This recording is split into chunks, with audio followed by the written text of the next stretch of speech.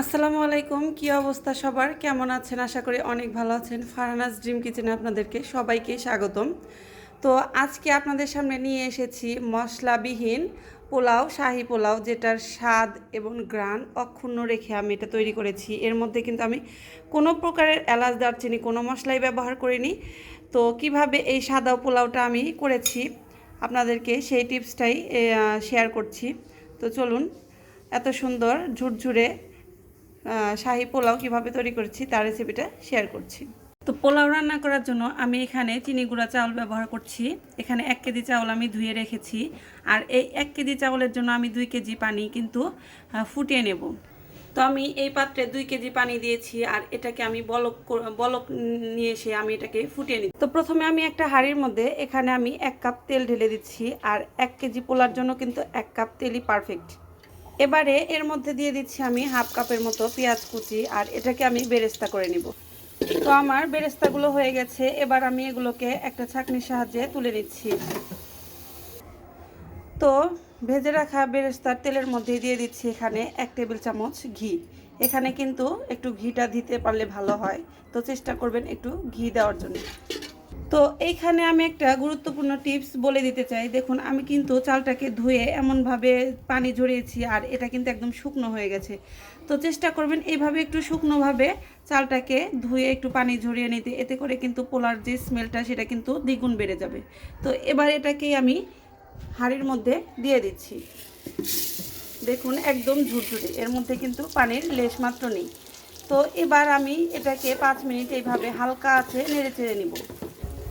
তো নেড়ে চেড়ে নেওয়ার সময় আমি এখানে 1.5 টেবিল চামচ আদা রেখেছিলাম, আদার পেস্ট, এটাই আমি এবার এখানে দিয়ে দিচ্ছি। আর এটা সহকারেই কিন্তু আমি এই পোলার চালটাকে 5 মিনিট ভেজে নিব। এতে করে দারুণ স্মেল ছড়াবে আর দ্বিগুণ কিন্তু এর স্মেলটা বেড়ে যাবে।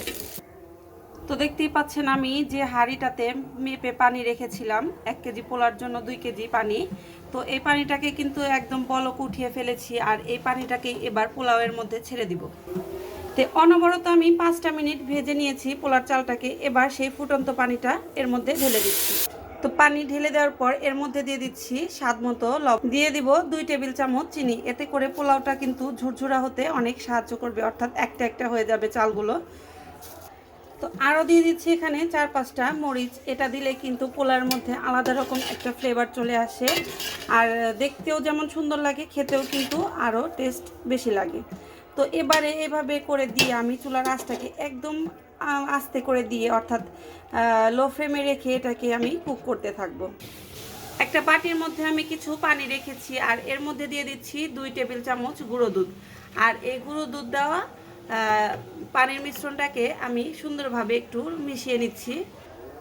তো পোলাওয়ের মধ্যে সেই মিশ্রণটুকু আমি ঢেলে দিচ্ছি, দিয়ে একদম আলতো হাতে আস্তে করে নাড়াচাড়া করে আমি এটাকে একদম লো ফ্লেমে, যেটাকে বলেছিলাম ঠিক ওইভাবে আমি 5 মিনিট থেকে 7 মিনিট ঢেকে রান্না করব। এর মধ্যে ঢাকনা কিন্তু একটু খোলা যাবে না, এতে করে কিন্তু ভাপটা বের হয়ে গেলে পোলাটা পরিমাণ মতো পানির সাথে সিদ্ধ হবে না। ফিরে আসলাম 10 মিনিট পর। তো দেখুন, আমার কিন্তু পোলাওটা একদম সুন্দর সিদ্ধ হয়ে গেছে আর কি সুন্দর ঝুরঝুরে। তো দেখতেই পাচ্ছেন এটা আসলে একদম কিন্তু ঝুরঝুরে হয়ে গেছে। তো ভালো লাগলে অবশ্যই লাইক, কমেন্ট এবং শেয়ার করবেন। ধন্যবাদ।